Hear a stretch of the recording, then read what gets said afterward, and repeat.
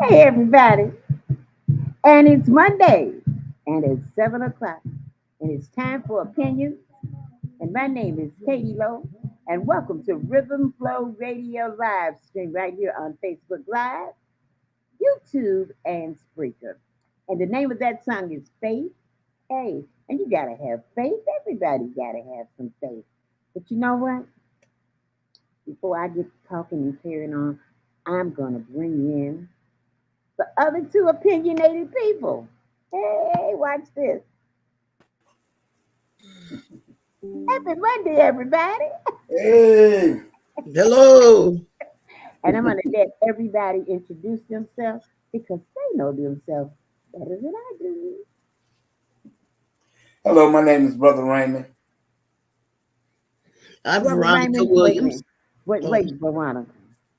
Brother Raymond, now you know better than that. Come on. Brother Raymond from A Conversation with Brother Raymond, This is Brother Raymond author, from the conversation. activist, founder of BST. Come on. Talk about yourself. Don't let me I'm Brother brag on Raymond, you. founder of BST, host of A Conversation with Brother Raymond. I am the activist, throughout a universal activist. My company is Bust Down Together, 501c3 not-for-profit organization who also gives back, who also freely giving in, which is love. hi, everyone. My name is Veronica Williams. I am originally from Houston, Texas. I am in Houston right now, and I'm a state certified substance abuse counselor here in the state of Texas and recently retired about 5 years ago. I was the supervisor of gang renouncement in the prisons in the state of Texas, helping guys get out of the gang while they're still locked up and serving long sentences so they can get into school, get trades, and have something that's marketable when they get out. That's a 501c3. And under the umbrella of that, we also have in the company of my sisters, which is a female mentoring in prison and reentry project that we've been doing for the last 4 years. And I have a book that I've written as a fundraiser, and the name of the book is Out of the Ditch in 30. And there's the information. So I'm really glad to be here tonight and be a part of the opinion process. Okay, let me put up and let me put this up so if anybody would like to purchase a copy of Out of the Ditch in 30, all proceeds in the company of my sisters in prisons and the reentry female monitoring program at the William P. Hobby and Marlin units in Marlin, Texas. I'm going to just make this short and sweet. If you'd like to purchase, pre order a copy of this book, this is the way you can do it. You can do it through Cash App at $ ICOM S65. Or you can call the author herself at 346 357 8723. I'm going to repeat that one more time. You can call the author herself at 346 Thanks, man. 357 8723 and speak to her in person. Okay? And believe me, the purchase of that book, tax free. All right? All right. All right.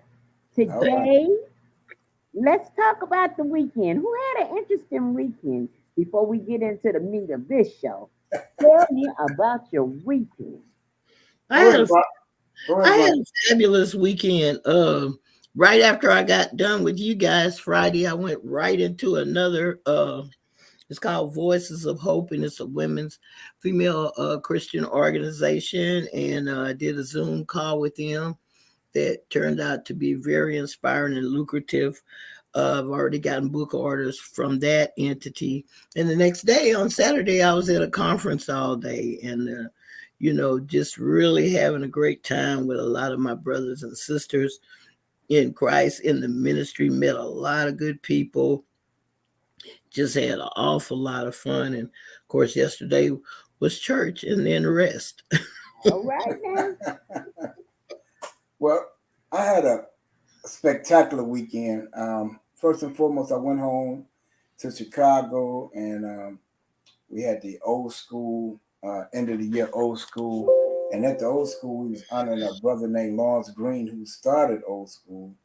And so that was phenomenal. Everybody came out, everybody showed up. Then the next day, I went to one of my childhood friends' wedding, and they watched them get married. And what I didn't know that was going on in the hood was our brother Shorty C, who has passed on. They throw a big thing for him every year. They had a phenomenal time Saturday night. It was all the pictures I seen. It was awesome. And then also on Saturday night, they also had a boat ride. So it was a lot of excitement in the city of Chicago this weekend. And then last but not least, I went and met with my uncle I hadn't seen in a long time. And me and him sat down and we shot the breeze. And he told me how proud he was. And then we did the nightcap with a smorgasbord and one of our friends, Daisy. So yeah, we had a great time. So, and then of course we was back here this morning and back to work as usual. All right. How about that? Well, my weekend is usually I'm always working on something. I'm always trying to be creative.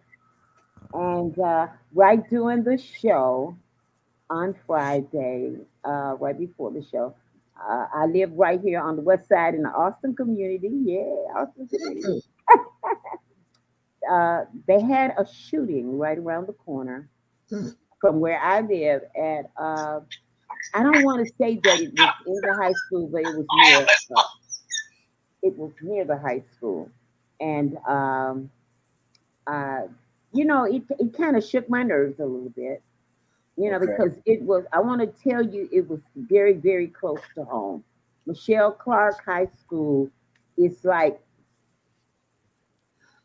it's less than 2 blocks from my house. So it kind of Okay. shook my nerves, rattled my brain.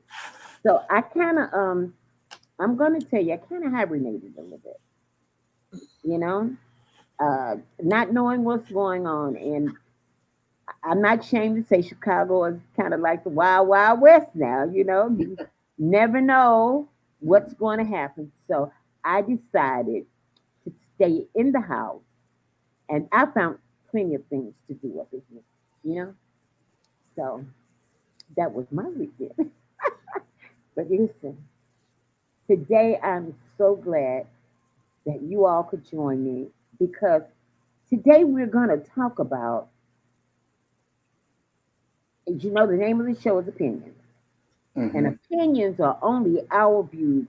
It's how we see things through our eyes. Can And y'all hear? everybody, beg your pardon? Now talk to my viewers. Okay. And everybody, you know, our eyes see things different. Some of us are colorblind to things, and some of us are not. So before we start the show, I want to play you a video clip from Good Morning America. And this video clip will show you a pastor who was asked by his neighbors to water their flowers or water their plants while they were on vacation. Uh-huh. The pastor is, his name is Pastor Michael, I believe his name is Pastor Michael Jennings. This is Yes. a picture of Pastor Michael Jennings. Uh-huh. And I believe his church is Visions of Abundance Life Church, Yep. and it's down in Alabama. And I'm going to play you this video clip from Good Morning America. And after this video clip, you can start making comments. Okay, let me get to the clip. Here we Now go. to the black pastor arrested by Alabama police as he was watering his neighbor's garden while they were out of town. TJ Holmes is with us now, and what Pastor Michael Jennings is saying after the ordeal. Good morning, dear. All right, Stray. Driving while black, walking while black, golfing while black, swimming while black, napping while black, staying in an Airbnb while black, sitting in a Starbucks while black, bird watching while black. It's become a part of our vernacular here. And look, you and I talked about plenty of these stories here. Add to this now, watering your neighbor's plants while black. That's what this pastor was doing, and police were called on him. And now we have this police body cam video that shows how he goes from literally a water hose to handcuffs in just a couple of minutes. I ain't did nothing suspicious or nothing wrong. Told him I'm a pastor. I pastor until I don't want to hear. Sir. You want to lock me up? Lock me up. This newly released police body camera video shows the arrest of an Alabama pastor who was watering his neighbor's plants. Do what you got to do. Go on and lock me up. This past spring, Pastor Michael Jennings was doing a favor for a neighbor who'd asked him to water their plants while they were out of town. But police arrived and started questioning him. This vehicle is not supposed to be here, and you're not supposed to be here. Who's saying that? I'm Pastor Jennings. I live across the street. You're Pastor Jennings? Yes, I'm looking out for their house while they gone. Okay. Watering their flowers. Okay. Well, that's cool. Now, do you have like ID and all? Oh, no, man. I'm not going to give you no ID. Why not? I ain't did nothing wrong. And if you're not one to identify yourself, Who called y'all? that's what we got to figure out. I ain't did nothing suspicious or nothing wrong. Told him I'm a pastor. I pastor until I don't want to hear. Sir. You want to lock me up? Lock me up. We're just trying to talk to you, man. Come here. Look, man, let me see your phone. Let me see your phone, dude. Just calm down, okay? No. Stop. Do what you got to do. Go on and lock me up. I told you I'm a pastor. Okay, look, man. Who called y'all? You have to identify yourself. All I did said, hey, man, do you live here? No. Is that your car? No. The pastor was eventually put in the back of a squad car. A woman soon arrives on scene, identifies herself as a neighbor, and vouches for Pastor Jennings. He lives right there, and he would be watering their flowers. This is probably my fault. She says she is the one who made the initial call to police. So you called not because of a car, but because you thought you saw someone besides him. Right, I didn't know it was him. Yeah, I got to keep their flowers watered. I got to keep their flowers watered while they gone. You okay? Jennings spoke to GMA about the ordeal. It was kind of surreal at that moment because I'm wondering, why is this happening? I was thinking if I did something wrong or resisted, that I could have been shot. So I was trying to cooperate, even though I didn't understand what was going on. I was agitated, I was angry, but I knew to comply. The 56-year-old maintains this was a case of racial profiling. You racial profile? We're not racial profiling. No, sir. No, sir. We're not about that. I told you I was here watering the flowers. How do I know that's the truth? Anybody? I had the water hose in my hand. Throughout the video, police can be heard suggesting that the situation might have been different if Jennings had provided identification. It doesn't matter if pastor or if he's a pastor or not. Like the thing is, he seems like a nice enough, reasonable guy. Just talk to us, man. Alabama law allows police to ask someone for identification in a public place if they reasonably suspect that person of committing a crime. To be shackled and to have your freedom taken away from you, you know, it's something else. It's dehumanizing. And I thought, you know, why would they be doing this? It's something that it gives you nightmares. It gives you nightmares afterwards. Jennings maintains there was no crime, given he was on private property with permission. The neighbor, a white woman, they took her word as the gospel truth. But the pastor who preached the gospel every Sunday, they didn't take his word at all. The pastor was charged with 1 count of obstruction of government operation. That charge was later dropped. For now, Pastor Jennings, says he's leaning on his faith. My faith has helped me a lot because I knew that God would work the situation out. You have to forgive people because, you know, you can't judge people and hold things against people. The pastor does say plans to file a lawsuit. Police department say they have no comment on this because of pending litigation. Guys, everybody involved here. The woman who called, maybe questions about what you could look at her story, say, why would you call? People look at the police and say, you could have handled this differently. This is not good community policing. Police will look at him. People will look at him and say, hey, just show the ID. This didn't have to happen. Everybody could have done something a little better in this situation. And guys, the gut punch in this is at the end of this video, his wife shows up on scene when he's in the back of the car, brings his ID. Police at that point say, we can't unarrest him. And he still ends up in jail. So maybe we can all learn something from this. Well, that's the thing, too. The neighbor came out, acknowledges a mistake, yet they still made the charge that was dropped later. That's extraordinary. And again, we're all learning something. This is about community policing and having a better relationship. This could have been handled by everybody differently. Did you have to haul the pastor off to jail? People will ask that question. So, guys, just unfortunate. But hopefully everybody learned something. We're learning, TJ. You're doing these stories too often. Yeah, you know, you're not having too many of these conversations, Trey. Yep, no doubt. Thank you. Okay. Let's talk about this. What's your opinion? The pastor. Let us pray, because I want God to give me some words. Absolutely. I don't want him to say the wrong thing out my mouth. Absolutely.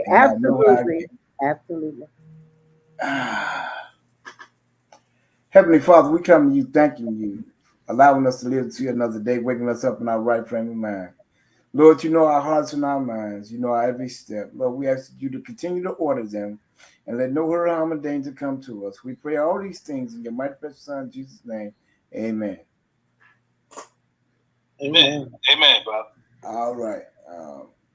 Go ahead, Veronica, because I'm still just getting this stuff. Okay. I'm reeling a bit from that. But I've grown up with this kind of stuff all my life. Being the age I am, which is 67. We just recently had something like that happen in the city where I go and do my prison ministry in Marlin, Texas, where a black couple was in their own yard on their own property that live in Marlin, and the Marlin police, one of the guys that was off duty rode by and thought it was suspicious and called in an on-duty cop, and not for the guy's wife videoing the whole thing, it could have turned out badly. So I'm in Texas, they're in Alabama. Right. It just seems that we can't get over this. Different outcomes for different people. Like the lady that was pointed out, the lady just showed up. Number one, it made me think about, all of us look alike. Now, this man, that he does this from time to time, that those people trust him because you came over and confessed with him, but yet still you didn't know who he was and you call the police on him. Now, what other person do you know that's going to be out in New York with a water hose? If you're going to break in the house, you're going to break in the house. You're not going to get a water hose and try to act like you're in here. But that only makes sense from a, whatever standpoint you might happen to be coming through. The second point that I had is, if I decide to go out to the trash can, I'm not going to take my ID with me. If I decide to go out and water my plants, my ID stays in the house. Yeah. So why do I have to always have my ID on me just in case somebody comes up and accuses me in a wrong fashion? I mean, he's right across the street from his house. I'm sure that, just me projecting my own opinion, he probably didn't think he needed his ID just to go across the street and water his neighborhood. That's something he normally does. But, those little idiosyncrasies that people that have experienced these kinds of mishaps all of their lives,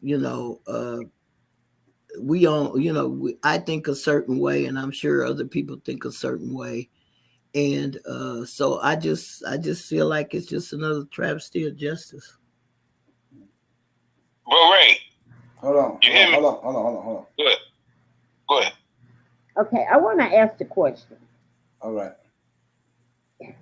Is it a crime if you're on your own property or on someone else's private property? No. Okay. No, it's not.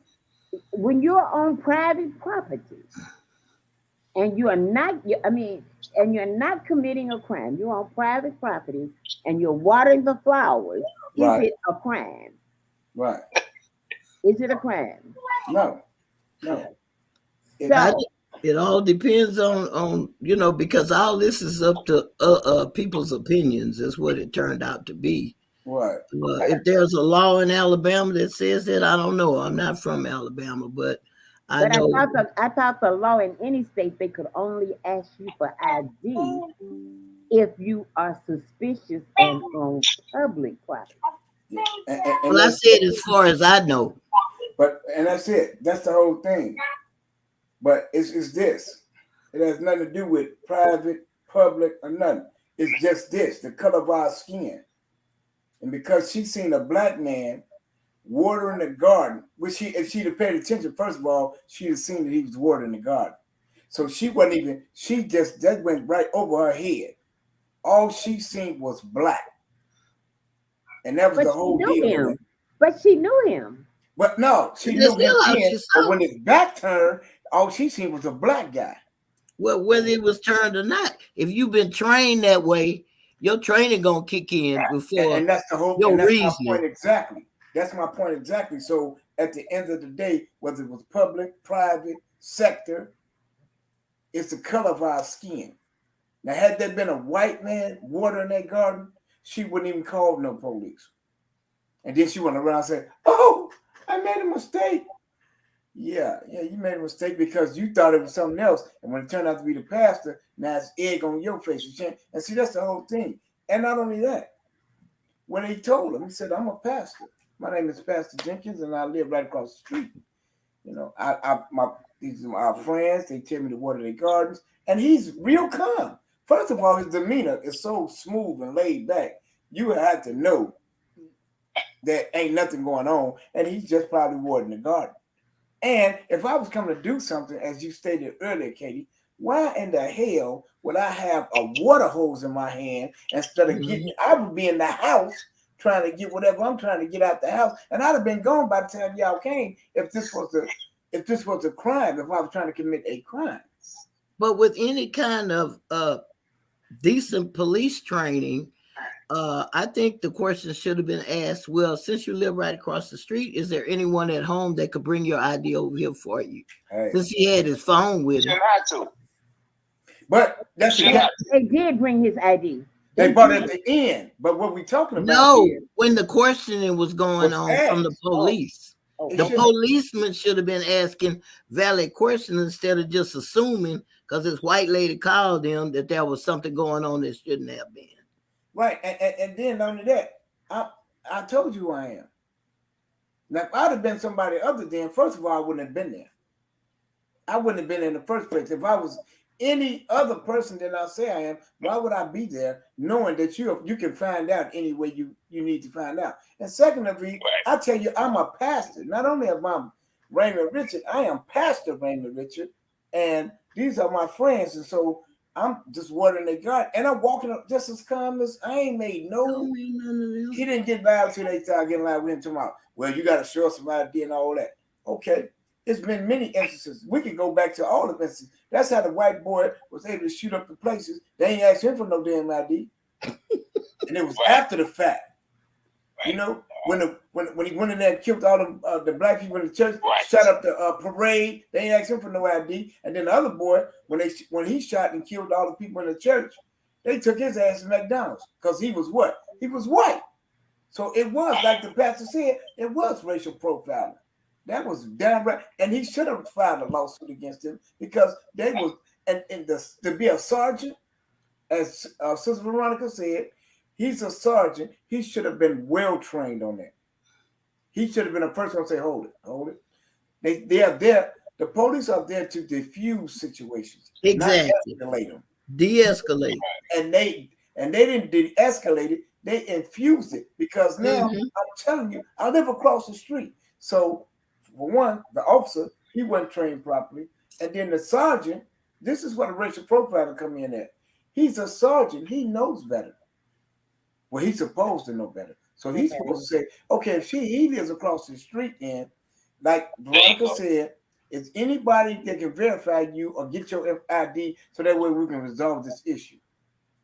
It shouldn't even been at the end when the wife come out, when everybody started coming out. Now they want to act like they want to do something, but at the end of the day, what if wasn't nobody there? Let's talk about that. Right. What nobody was there. What about that, Katie Lowe? After the young lady came out and said, "This is probably my fault," and identified what? Probably. Why would you say probably when you because just they ain't gonna own up to nothing? You know, the one call the police. Them crackers probably don't even go there. Okay. You call the police. After the young lady came out and said, "This is my fault," I called the police. That is Pastor Jennings. He lives across the street, and he would be watering the neighbor's flowers. Why didn't they take a different approach? Because again, because they don't care. Black. And that's why he said it's racial profiling, which it is. And then you got the nerve to put him in the handcuffs and then sit him in there when the white lady came and told you. Then his wife came out with the ID, and he told you in itself who he was. So you could be anybody. but I ain't anybody. I'm Pastor Jenkins, and that's who I'm telling you I am. And you can't take my word. But if it was Trump or Donald Trump or one of them, it wouldn't even been a question. This is what I'm saying. It's racial profiling at its finest, and these crooked cops don't know how to diffuse nothing, or they acting like they don't, because like Sister Veronica said in the beginning, they should have handled that way different than they did. Then they're gonna try to rationalize by saying, "Oh, if he'd have had his ID, if he just could have showed us his ID, then it wouldn't have went this way." Well, the ID was showed. People came out to verify who he was, and y'all still took him to jail, and you charged him with something. How the hell can you charge a pastor with something, and you know he ain't do nothing? He watering the grass. See, that's now look. Now, that was a young black boy. Now that could have been a felony on his background, just because they was man. They wrong, and I hope they get everything they need to get. You want to say? We got somebody on here wanting to say something, Katie. Okay, let them say it. Go ahead. Go ahead. Who you talk to, Ray? Hold on 1 minute. It says, you see this? It says, "Hello, my name is Lily Moreau, and I am an Australian Korean singer and dancer from the Korean girl band called NMXX. She wanted us to listen to her music. If you would listen to our music, thank you sincerely, Lily." Okay, Lily, we'll listen to your music right now. We got a good discussion. Go ahead, brother. T, go ahead. What you had to say? Hey, what I was trying to say is this. Our racial profile is going further, deeper and deeper as older we get. You know what I mean? It ain't stopped at all. What they did, I want to ask you this and ask everybody this. If it was a Mexican, I'm serious, a Mexican water day long, would have happened? No. It wouldn't have never happened, because they would have said that.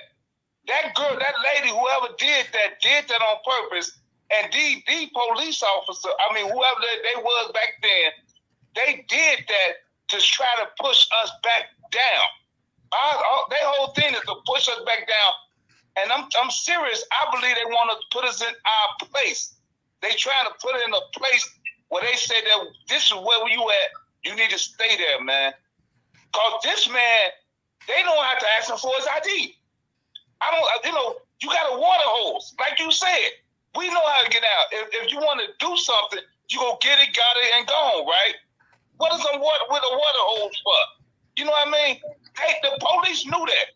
And they was trained for this, but they decide not to exercise that train. You know what I mean? They don't use it unless it's any white counterparts. Yes, that's what I'm saying true. Because don't forget it's down there. You know what I mean? And don't forget it's one of us. They want us to believe that we don't have no rights, man, and that's what they study doing. They study doing it. They want us to believe that we run this, no matter if you're doing right or wrong. That girl knew that. That lady knew that who he was. She knew that. And don't come over here later on and say that you didn't know that was him. You did that on purpose. She said, well, let me say this. Let me say this. I don't believe that they're trying to make us feel like we don't have rights. They're trying to instill fear in us so we don't believe that we have a right to exercise the rights that we do have. Because we do have rights. Right. And we've had them for a very long time. But that's what they're doing. That's what I said, right? Yeah. Okay, we're going to talk one at a time.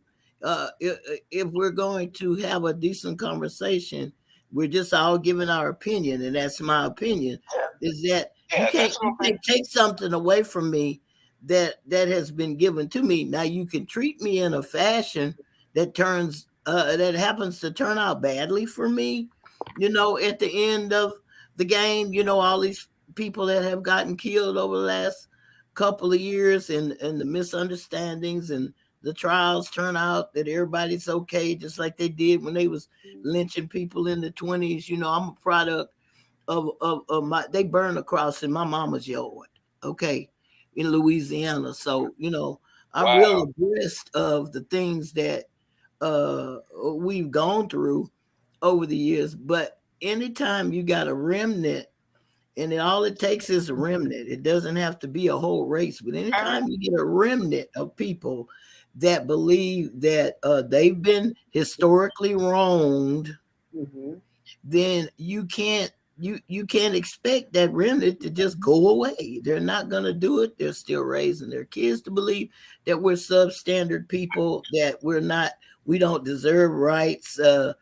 That I even back to the go back to Africa thing. I'm gonna go back somewhere that you came and got me. My ancestors didn't raise their hand and say, hey, I want to go to America and be a slave. I mean, these are things that have happened. And when you get people that just ignore the realities, then you're dealing with a lot of folks in denial. And denial is a serious situation that leads, that usually leads to some type of mental health issues and stuff like that. Because I believe racism is a mental health issue. Yeah, well, I'm with you on that. But then same thing, while they train to be racist, they also know the truth in itself, right?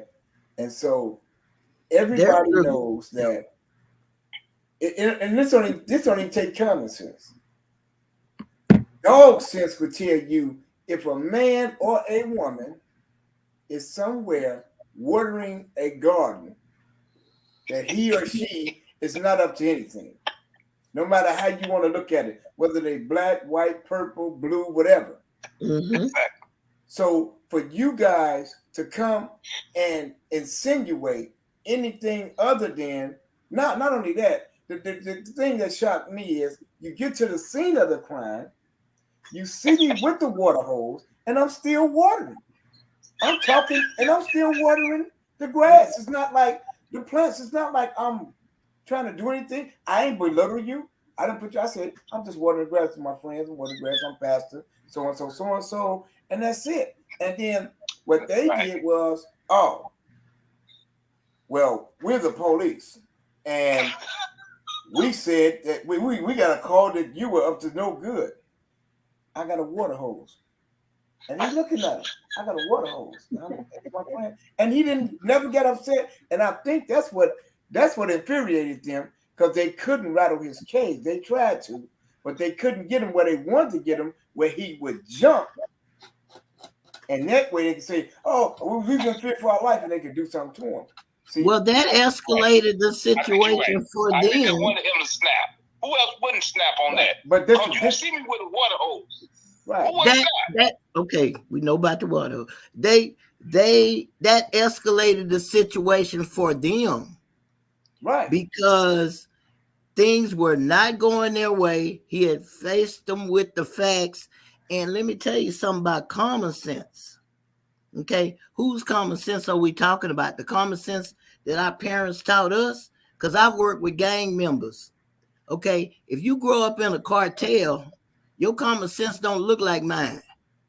Right. I didn't grow up in those surroundings.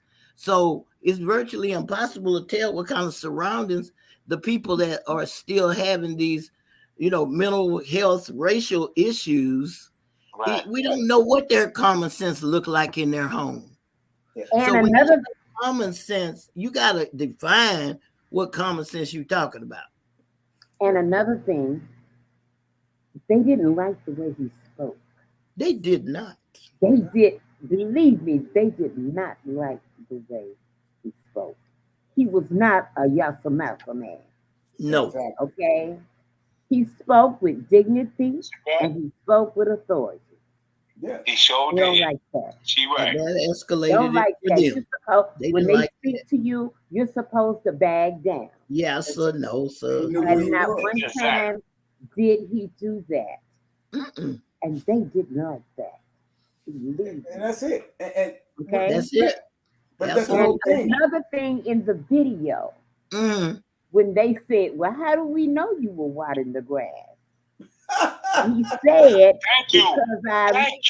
Because they fired up when they was going there. They was already fired up. She right. They knew what he was doing. Go ahead. But they seen it. The evidence, like they say, the evidence was right there. He got the water hose in his hand. How you know? Who the hell got a water hose on their hand and just hold it? Come on, man. You know, and that's what Don't do that to me. Don't do that to me. it sends me to that place The because generational denial runs deep, Raymond. You but think I understand that, but people at the didn't same know time, that they was wrong for how they treated us for But 400 you know what? years? How can we keep living? How can we keep living? This is what I don't understand. Yes, We live ma'am. in a world that God created, and He created us all. He created man in His image. Okay? He did that. Yes. He Great. did not say that just because you are black, brown, blue, green, and purple, that you are different. He said that you're all my children. Yeah. We all was the same color at first. Go ahead. We all. Okay. We all were okay.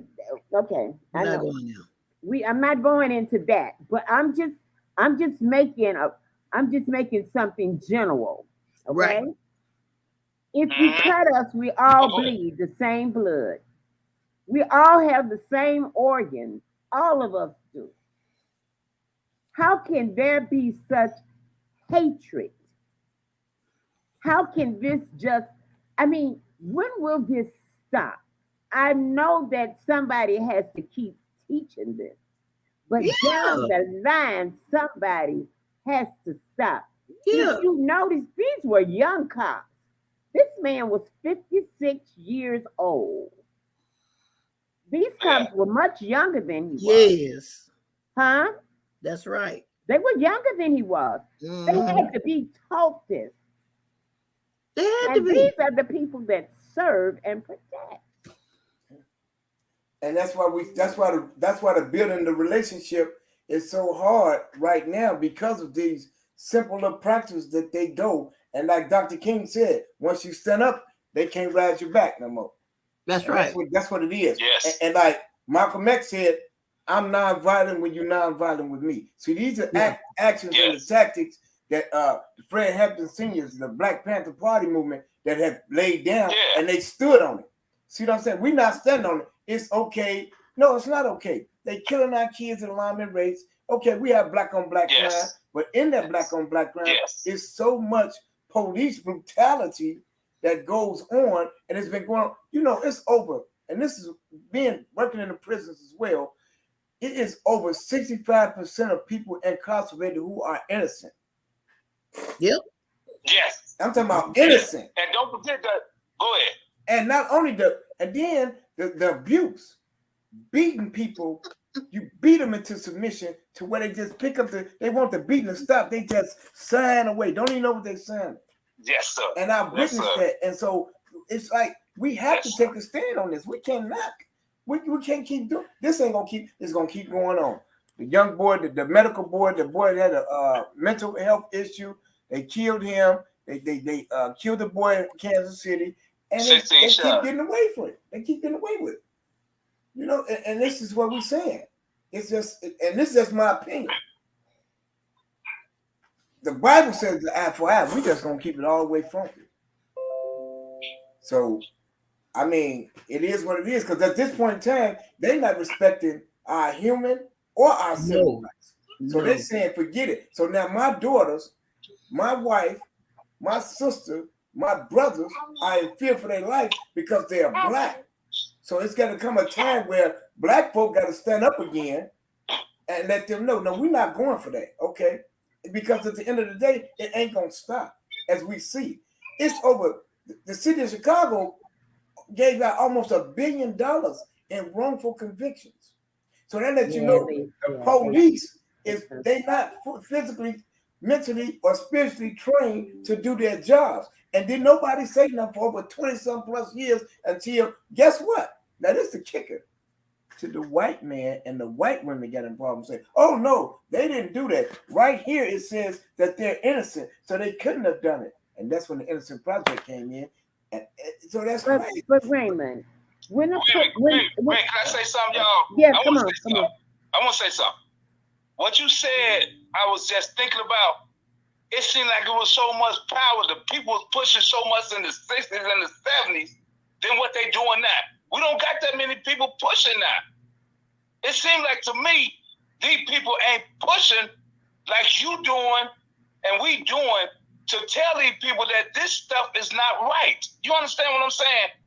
Mm-hmm. We got people that our own family, our own color, that's just hiding their legs, man. That's up under their leg, between their legs, and not telling them that this movement is still going on.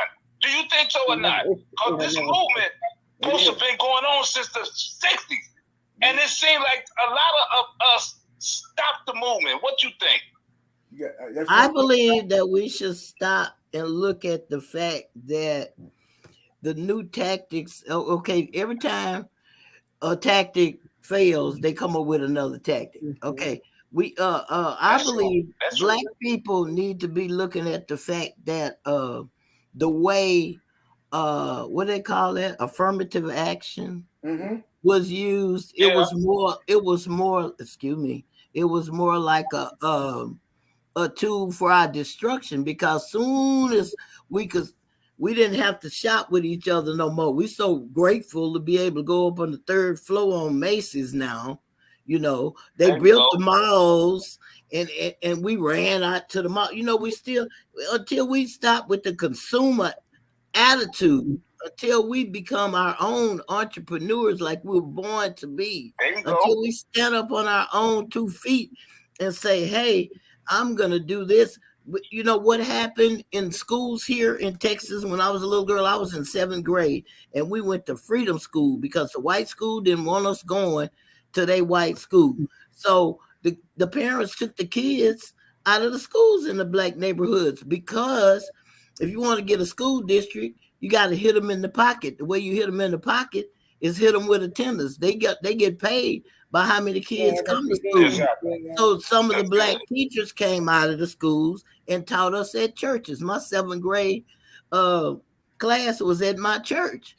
We don't do things like that anymore. We're so consumerized. We're so worried about whose name we wearing on our feet and on our back and hair down our behinds and all this kind of stuff. You know, we lost our Blackness in a whole lot of ways. You know, I still got friends that's my age, and I told them I don't talk in terms like nappy hair. All hair is good hair.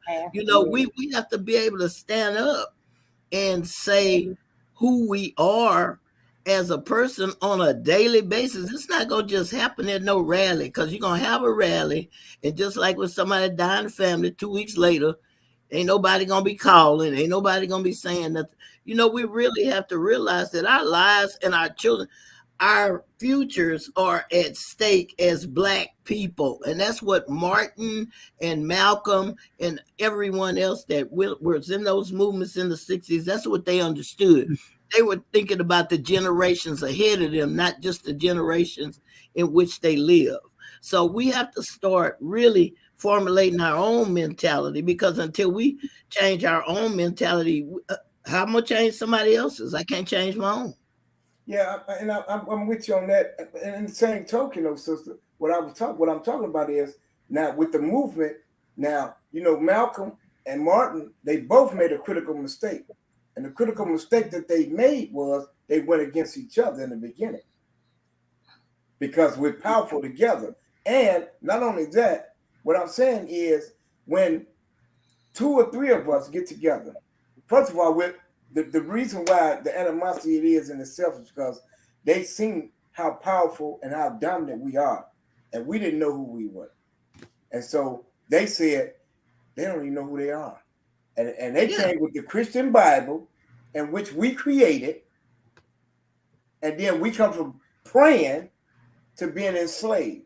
And our ancestors was sent over here on the land of slave trade, right? Now we, as young, we were born over here in America, but our ancestors was brought here. So we had to, like you said, you had to go to school with this same mentality of them telling you they didn't want you in a school because they thought they were superior and they was entitled to. Oh yeah. But they didn't want you. They didn't want you in their school. Right. But Black Wall Street showed them educated, because Black Wall Street showed them that we didn't need them. So when Black Wall Street was created, we showed them that in the world we didn't need them at all. We had our own black banks, we had our own black everything. So we yeah, didn't they need burnt that. it down. Again, but that's again because they was inferior of who we are. So they burnt it down. Then we did it again in Oklahoma, Tulsa, Oklahoma. They burnt it down. And we never rebuilt. And so the restructuring and the renewing of the mind, what happened was we didn't go there. Like we didn't go there like we didn't go there like Fred Hampton them. We didn't go there like them. We didn't go there like Mega Evers. We didn't go there like that because that was a piece right there, and that's why they killed Mega, because Mega was like, I can talk decent as I want to, but guess what? I'm gonna let you know what it is. And he told him that, and that's why that coward was all the way in the back and shot him in his back when he followed him home and killed him, right? So our ancestors did put up the fight, but like you said, we lost it because we so busy trying to be like them and not even realizing they want to be like us. They want to be anything we touch, we turn to gold.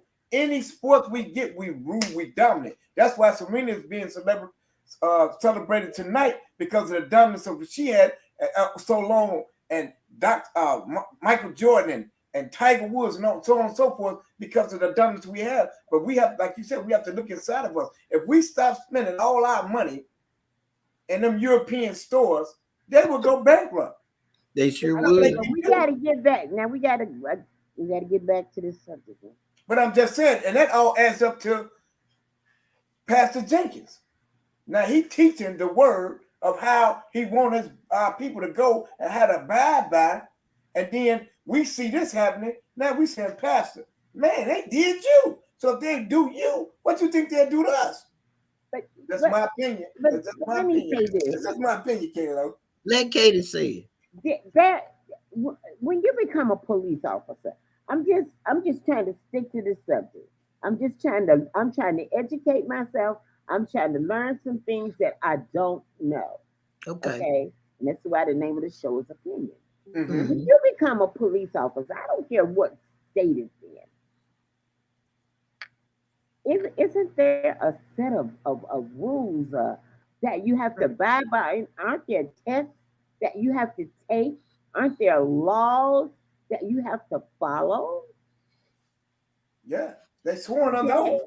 Well, that's when two words come into play, Katie. Should and ought. There are two words that you have to watch out for in the English language. There's should and ought. That's what I should do, and that's what I ought to do. But depending on my cohorts, depending on the atmosphere in the police precinct that I'm working in, depending on whether I'm trying to just be accepted, so I'm gonna go along with what everybody else is going along with, whether it's right or wrong, lawful or not. When you factor in that part of human behavior, then you're gonna get stuff. I mean, things like this are going to happen because if you can break the law as an officer of the law and get away with it and see other officers getting away with it across the United States. I mean, Raymond just made the statement about how much money the city of Chicago spent because of in cases where people were wrongly convicted. Okay, he talked about that. Well, my thing is when you hire these people as police officers who serve and protect, isn't there certain criteria that they must meet before you give them that oath? And when they don't meet this criteria, why are they still on the force? Have you ever passed a test and you just studied enough to pass the test, and then you really probably haven't used anything that you studied for? What about the buddy system? Because this is a buddy system too. My friend is working at Rock. So when he comes to Rock, I'm gonna put him in. I'm gonna get him in there because I think he'll be a great officer. And do me this favor, Well, that's a game, baby. That's a game. Why it's not happening. That's what that is. That's a game in blue. That's right. That's the biggest gang it is. So but then they talk about the gangs on the streets that we were talking about, Katie Lowe. How can you talk about the gangs on the streets and y'all the most corrupt gang in the game? And then not only that, it's broke down to pastors now to where you can assault and try to assassinate a black man's character, but you couldn't. And when you found out you couldn't assassinate his character, you got infuriated, and the only thing your result is lock him up. Yep, because how much money are they making to not follow the law? I know in Texas, our inmates don't get paid anything for the labor that they do every day, where some states they may get a little something, but here you don't get anything. It's just like slave labor all over again. So the majority of people that are locked up in the Texas prison system are black and brown people. Right, and even in Illinois, they get 25 cents an hour. 25 cents an hour? You get a quarter hour. Get nothing here. And then some in Tennessee, they breeding catfish and they selling them into the stores. The inmates doing that, making leathers, making furniture, all this stuff they doing, and they ain't getting no profits off of it. Okay, I just posted an article. Okay. Where an inmate in New Orleans, Louisiana, he's about 53 years old. He spent 39 years in the Louisiana State Prison. Lord have mercy. Wrongly convicted. Mm-hmm. So, I mean, this is 2022. When does this stop? Does it ever stop? It's a business, Katie Lowe. That's exactly the point I'm making. It's a business. Black death is a hustle now. You can get our organs are not regular organs. And a lot of people don't understand that about the black trade. It's so much going on. People don't understand. We have our genetics is way different than anybody else's. Our livers and our lungs and our hearts and all that stuff, it comes with a price. A hefty price for the European who has a bad heart. And if you got the blood type, see, there's so many different factors to this that we don't even look at. We look at the police brutality, but it's deeper than that. It's a business and it's a hustle. And we are the target. Because guess what? We are the chosen people. Whether they want, it's in the Bible. It's all out now. The secrets is out. The cat is out the bag. I told you the only thing Christopher Columbus discovered was he was lost. That's the only thing he discovered. So, and Batiste founded Chicago. That was a black man. Mm-hmm. Come on. You know, mm-hmm. Nat Turner said he'd rather die on his feet than on his knees. And the sad reality of it, as Sister Veronica was saying, we keep buying all this crap from these people. We empowering them. We helping them to make and create laws and buy laws that can keep further imprison our people. Yep. And we're not looking at that part either. Okay, we out there so trying to get in the trend. Oh, we're looking at the Prada, the Fendi, and all that. Man. We got about. Okay, I'm not a material girl. Okay? But I'm just saying. They're making millions off of us, whether me and you buy it or not. Yeah. Exactly. And what was the song? Want to keep up with the Joneses? Yeah. That's what's going on. They're making billions off of us. Yeah. Okay, and they'll tell you. We got 5 minutes. Raymond. Hey, Raymond. 5 minutes. We're going to put on time. Reverend Richards, we got 5 minutes. Reverend Richards, come on with it.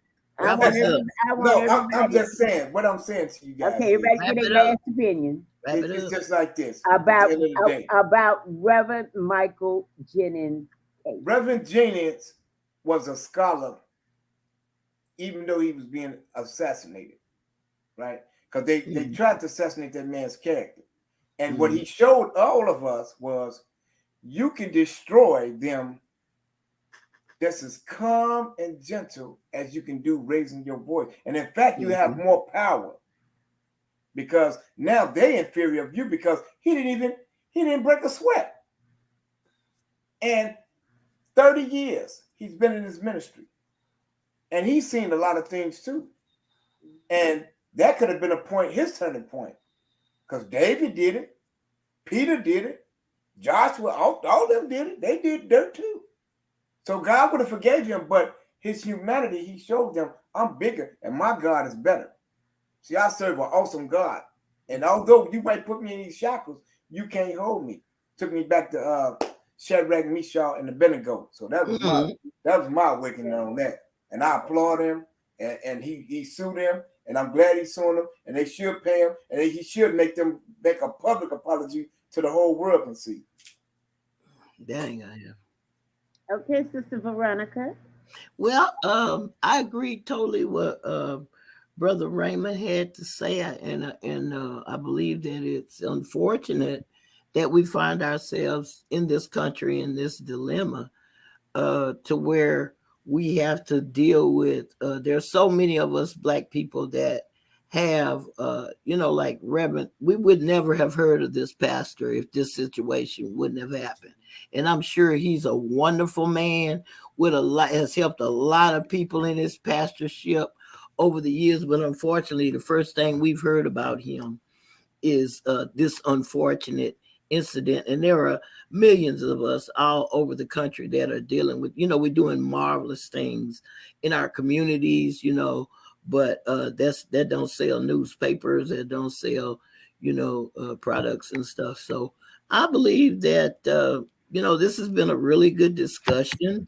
And I know everyone on it is going to do everything that they can on a daily basis.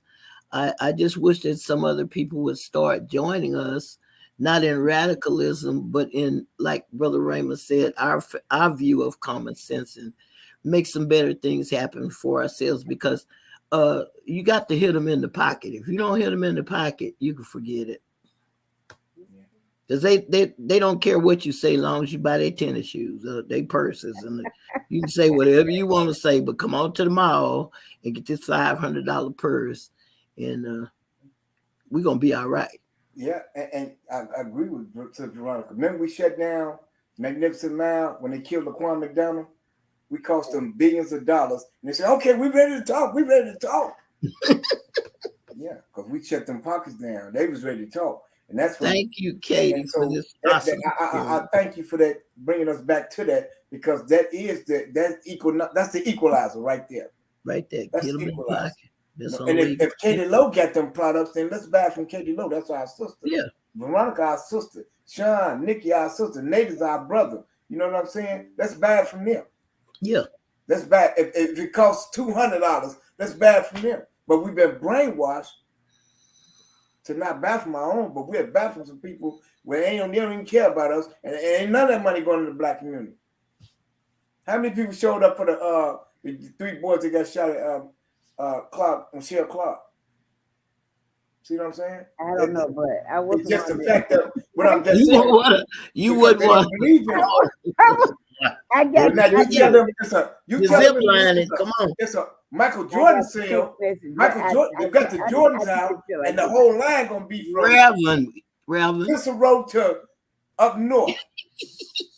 But the young black boys getting killed, you ain't gonna have to see nobody. Come on, Reverend. That's the reality of it, and that's what's going on. All right. So Veronica, you said nail on the head. I thank you for that, because I'm gonna do a segment on that. I promise. Okay. Sound like a winner. All right. Listen, I want to remind everybody that you have been listening to Opinions.